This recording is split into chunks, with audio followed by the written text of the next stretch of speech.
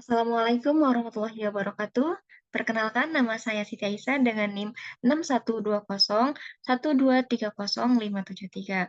Saya dari kelas RA17 Prodi Manajemen. Di video kali ini, saya akan mengulas materi selama satu semester untuk memenuhi tugas ujian akhir semester pengantar teknologi informasi. Berikut saya akan mengulas materi selama satu semester. Dalam satu semester ini ada 12 pembahasan atau 12 materi. Yang pertama yaitu definisi teknologi informasi, yang kedua dasar-dasar perangkat keras, yang ketiga sejarah perkembangan komputer, yang keempat konsep program dan sistem software, yang kelima mengenal proses kata assembly dan paperless publishing, yang keenam apresiasi grafik, hipermedia, dan multimedia. Yang ketujuh, manfaat database dan mengaplikasikannya. Yang kedelapan, pengantar jaringan komputer dan telekomunikasi. Yang kesembilan, pengenalan internet. Yang kesepuluh, kejahatan, keamanan, dan kepercayaan komputer. Yang kesebelas, e-business dan e-commerce. Yang kedua belas, yaitu perancangan sistem. Kita akan bahas satu persatu.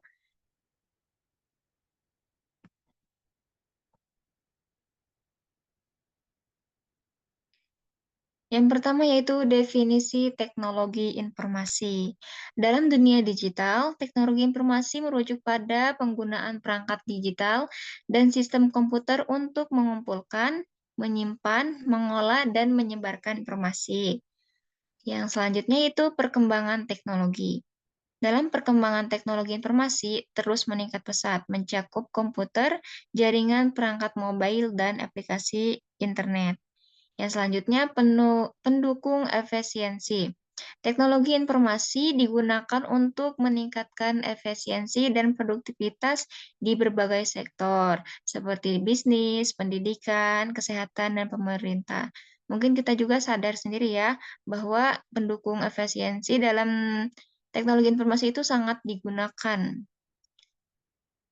Yang selanjutnya yaitu sejarah teknologi informasi. Sejarah teknologi informasi ini mulai dari mesin hitung. Teknologi informasi dimulai dari perkembangan mesin hitung dan perangkat mekanis pada abad ke-19, teman-teman. Seperti kalkulator mekanik dan kartu punch. Yang selanjutnya itu zaman komputer. Pada zaman komputer yaitu tahun 1940-an, komputer elektronik modern mulai dikembangkan, membawa revolusi dan memproseskan data dan kemampuan komputasi. Selanjutnya, internet dan era digital. Pada tahun 1969, ARPANET, pendahulu internet, lahir di era digital dimulai dengan perkembangan komputer pribadi dan internet yang meratap pada tahun 1990-an. Selanjutnya itu teknologi dalam kehidupan sehari-hari. Teknologi dalam kehidupan sehari-hari terbagi menjadi tiga, yaitu untuk komunikasi, hiburan, dan belanja online. Sering juga ya kita berkomunikasi dalam kehidupan sehari-hari menggunakan teknologi. Sekarang saja saya menggunakan sebuah teknologi untuk mengulas materi dan saya menyebarluaskannya melalui video ini. Yang kedua, hiburan. Banyak hiburan ya dalam dunia teknologi itu. Yang ketiga, dunia sekarang atau masyarakat sekarang banyak sekali yang belanja online. Yaitu peran teknologi itu sangat penting ya dalam kehidupan sehari-hari. Yang selanjutnya yaitu peran teknologi informasi dalam bisnis. Yang pertama, untuk kolaborasi. Yang kedua, pemesanan dan penjualan. Yang ketiga, pengambilan keputusan. Jadi, peran teknologi informasi dalam bisnis itu sangat penting ya, teman-teman. Apalagi dalam dunia kolaborasi dan penjualan. Sekarang itu banyak orang-orang yang menjual barangnya itu melalui teknologi.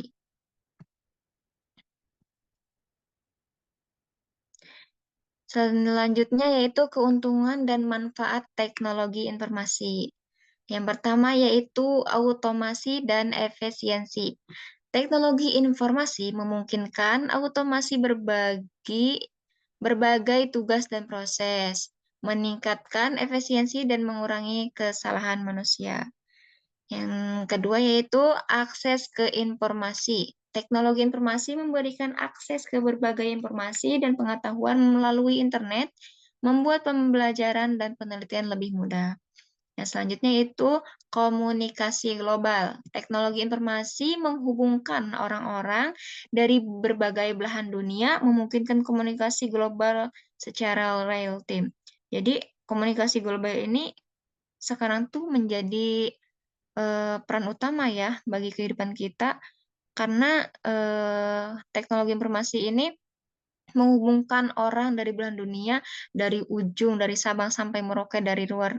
Pokoknya kita tuh bakal secara langsung komunikasi dengan mereka. Nah, selanjutnya yaitu sejarah perkembangan komputer. Pengertian dan definisi komputer. Komputer adalah alat elektronik yang dapat menerima, menyimpan, mengolah, dan memberikan informasi secara otomatis. Komputer telah mengubah dunia dengan kecepatan dan kemampuannya. Itu sangat benar sekali ya, teman-teman. Yang selanjutnya yaitu komputer analog. Sebuah era di mana komputer beroperasi berdasarkan kontinuitas nilai menggunakan sirkuit analog untuk mewakili data. Jadi mereka itu sangat penting dalam pengaturan ilmiah dan militer. Yang selanjutnya yaitu komputer mekanik. Komputer yang menggunakan perpindahan fisik atau mesin untuk melakukan perhitungan. Contohnya adalah mesin hitung, menyambungkan kontribusi penting bagi perkembangan teknologi komputer. Selanjutnya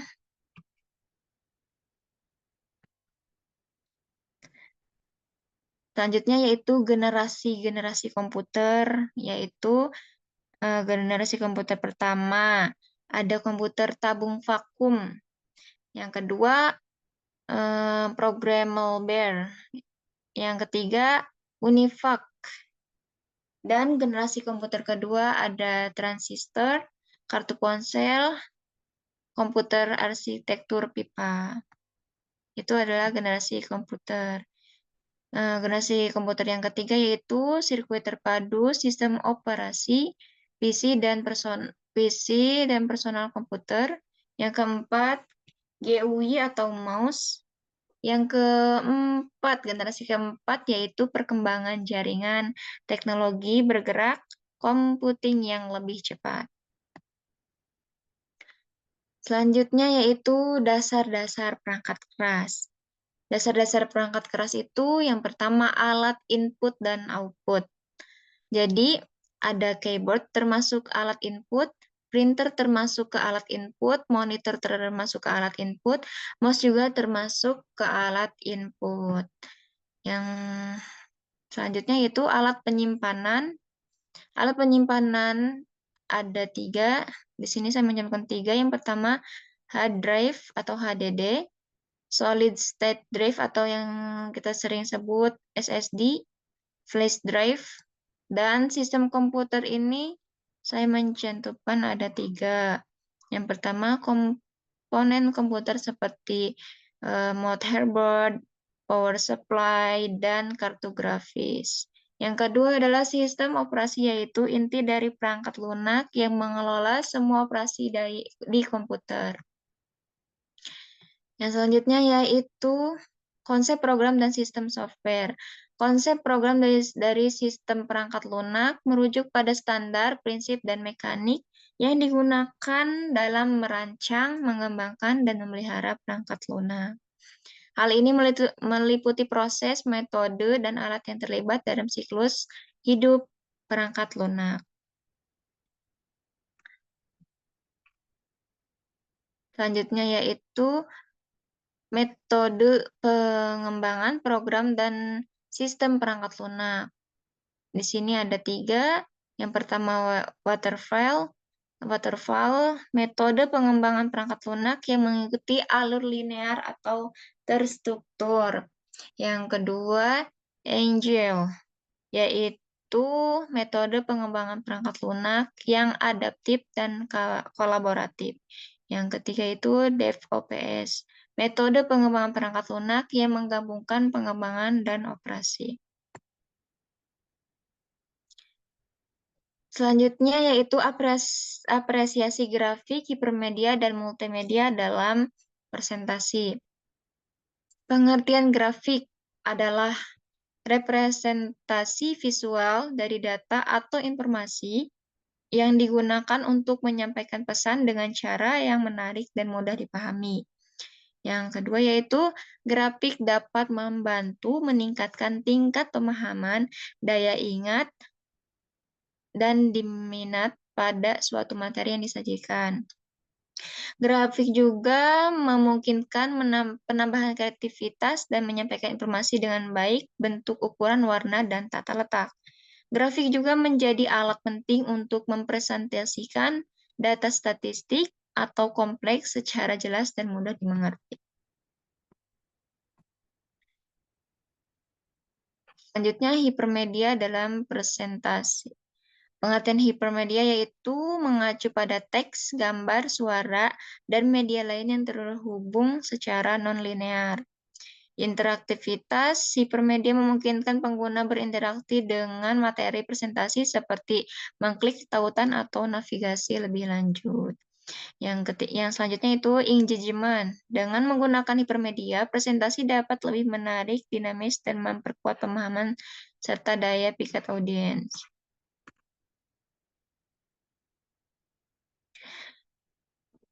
Masih tentang grafik hipermedia.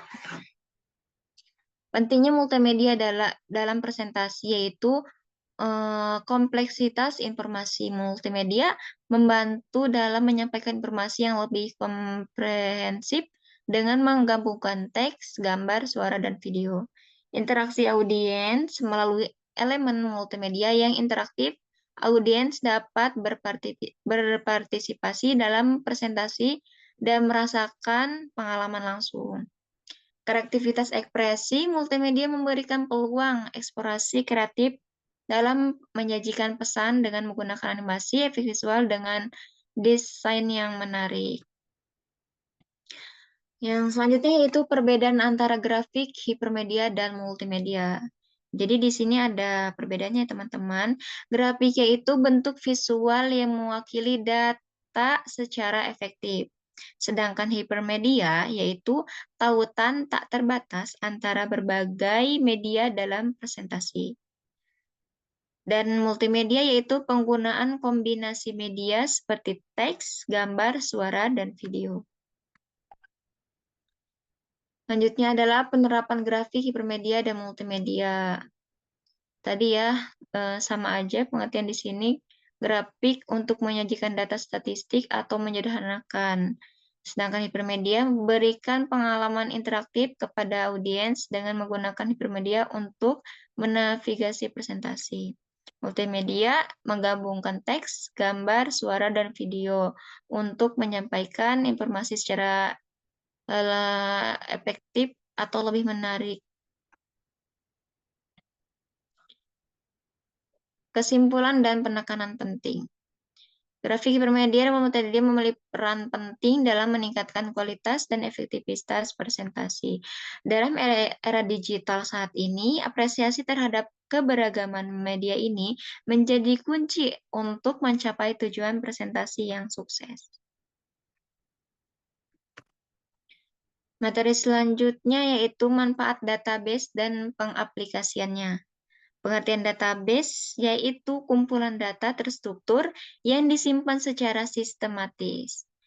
Jadi, database juga memungkinkan pengguna untuk menyimpan, mengolah, dan mengambil informasi secara mudah dan cepat, meningkatkan efisiensi dan akurasi bisnis. Manfaat penggunaan database diantaranya yaitu penyimpanan efisien, memelihara data, akses mudah, dan analisis data. Selanjutnya yaitu contoh pemanfaat database dalam bisnis. Yang pertama, manajemen persediaan. Database membantu bisnis melacak dan mengolah persediaan dengan efisien. Yang kedua, manajemen hubungan pelanggan atau RCM. Membantu bisnis dalam memahami pelanggan. Yang ketiga, analisis data bisnis. Database digunakan untuk menganalisis data bisnis seperti penjualan, pengeluaran, dan kinerja produk. Selanjutnya, pengembangan database di masa depan. Di antaranya yaitu database terdistribusi. Pengguna database terdistribusi akan meningkat, memungkinkan data akan tersedia secara real-time dan mereduksi resiko kegagalan suatu titik. Selanjutnya, pengantar jaringan komputer dan telekomunikasi. Dasar jaringan komputer diantaranya yaitu Local Area Network atau LAN. Tipe ini sering digunakan di beberapa tempat umum seperti kantor atau sekolah. Namun saat ini juga beberapa rumah pribadi sudah menggunakan jenis jaringan ini. Yang kedua adalah Wide Area Network atau WAN. Jaringan ini merupakan perkembangan teknologi super canggih yang bisa menghubungkan perangkat komputer dengan jangkauan yang luas. Selanjutnya adalah network protocol, yaitu protokol yang digunakan untuk mengirimkan data di jaringan komputer, termasuk internet. Selanjutnya, telekonferensi. Mendobrak hambatan seperti virtual meetings, teknologi pemungkitan individu dari lokasi berbeda untuk melakukan pertemuan. Yang kedua, konferensi video menawarkan sejumlah manfaat termasuk komunikasi tatap muka, isyarat visual, peningkatan kolaborasi, dan webinar. Selanjutnya, pengenalan internet. Awal mula internet berawal dari proyek ARPANET pada tahun 1969 yang dikembangkan oleh Departemen Pertahanan AS untuk tujuan komunikasi militer. Pengembangan protokol TCP atau IP pada tahun 1970-an, protokol TCP atau IP dikembangkan yang memungkinkan jaringan komputer yang berbeda untuk saling terhubung. Selanjutnya, dampak internet terhadap kehidupan manusia. Yang pertama, akses informasi global. Yang kedua, komunikasi instan. Yang ketiga, peluang bisnis baru. Yang keempat, terbentuknya akses pendidikan.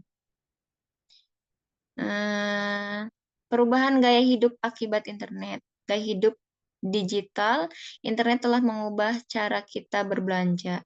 Jadi internet itu telah mengubah ya cara kita berbelanja yang tadinya kita ke pasar menjadi digital. Kita tinggal lihat-lihat di HP atau di internet buat berbelanja. Sumber informasi utama, kehadiran online, keterangan teknologi, ketergantungan teknologi. Selanjutnya, masa depan internet. Teknologi 5 GB akan meningkatkan kecepatan dan kapasitas internet. Jaringan 5 GB akan memperluas konektivitas. Internet of Things akan mendukung pengembangan kecerdasan.